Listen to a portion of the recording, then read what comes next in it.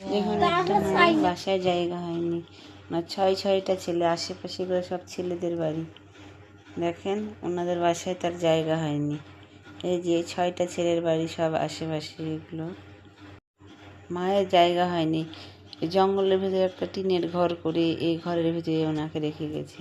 সেখানে নাই কোনো আলো বাতাসের এর ব্যবস্থা, নাই কোনো লাইট, নাই কোনো মশারি, এইভাবে পড়ে আছে। দেখুন অথচ এই মা কত কষ্ট করে সন্তানদের মানুষ করেছে। তার কি অবস্থা।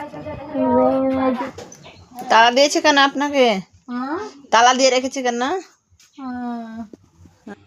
সেখানে নাই কোনো একটু ফ্যানের ব্যবস্থা।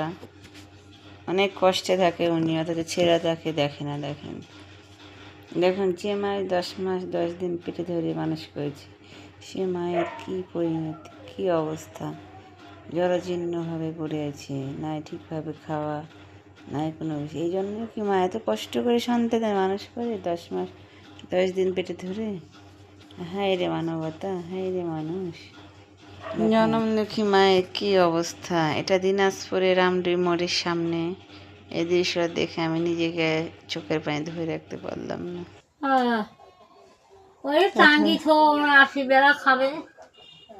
জরাজীর্ণ পড়ে যান, হাঁটতে পারেন না? অল্প স্বল্প হাঁটি, বেশি পারো না।